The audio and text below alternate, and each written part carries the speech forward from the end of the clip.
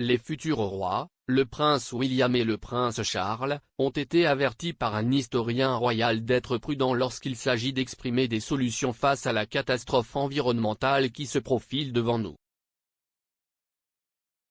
Le prince Charles, 73 ans, et le prince William, 39 ans, se sont largement exprimés sur la crise climatique.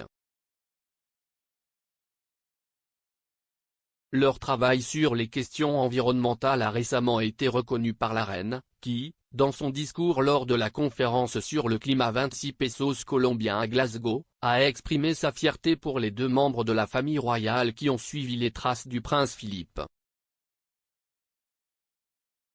Lors de son apparition virtuelle, Sa Majesté, 95 ans, a expliqué à quel point l'impact de l'environnement sur le progrès humain était une cause chère au cœur de mon cher défunt mari.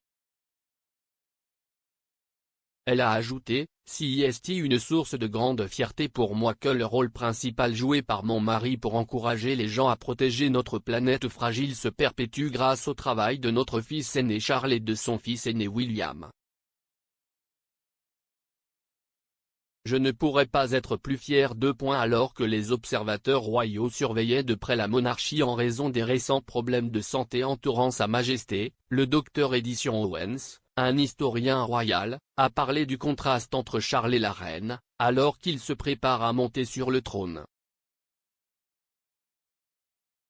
Il a noté que le prince de Galles a exercé une voix politique plus forte que sa mère, ce qu'il devra peut-être faire preuve de prudence lors de son accession au trône.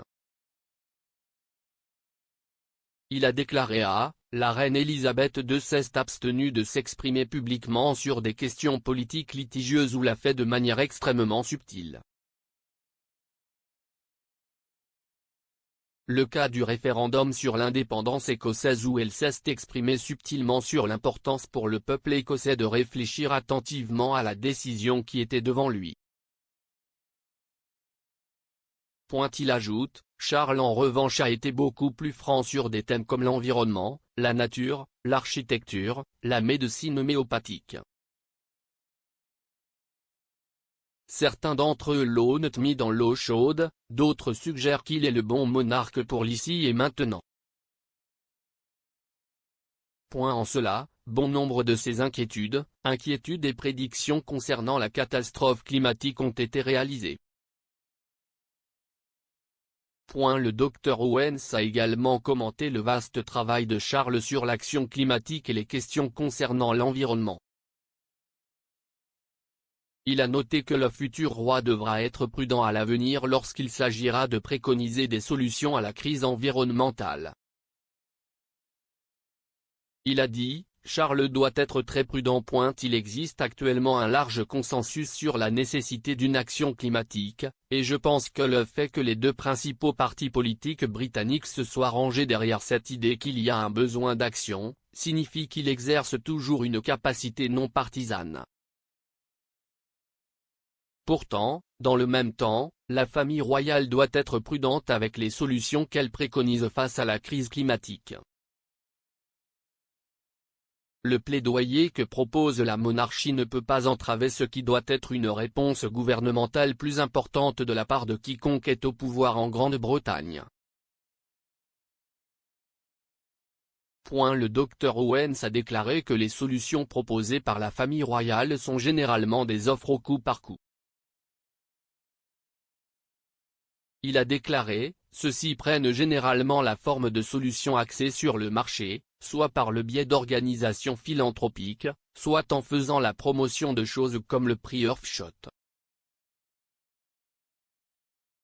Le prix Earthshot, fondé par le prince William, voit 5 lauréats décerner chaque année une subvention de 1 million de livres sterling pour leur contribution à l'environnement. Édition, qui travaille en tant qu'associé de recherche honoraire au Center for the Study of Modern Monarchy de l'Université Royal Holloway, a ajouté que le plaidoyer environnemental du royal va de pair avec une réponse gouvernementale plus importante. Il a déclaré, « Il va falloir un effort énorme de la part des gouvernements et des organisations intergouvernementales pour résoudre la catastrophe environnementale qui se profile, et la 26 Pesos colombien est un bon exemple de l'endroit où les gouvernements et les représentants des gouvernements se sont réunis pour essayer de se débattre. Un accord qui pourrait potentiellement pointer vers un avenir meilleur. » En référence aux membres de la famille royale parlant publiquement de la crise climatique, le Dr Owens a ajouté, « Leur plaidoyer devrait contribuer à amplifier l'urgence de la nécessité de faire face à la crise, et ce sont les gouvernements et les gouvernements internationaux qui en seront finalement responsables. »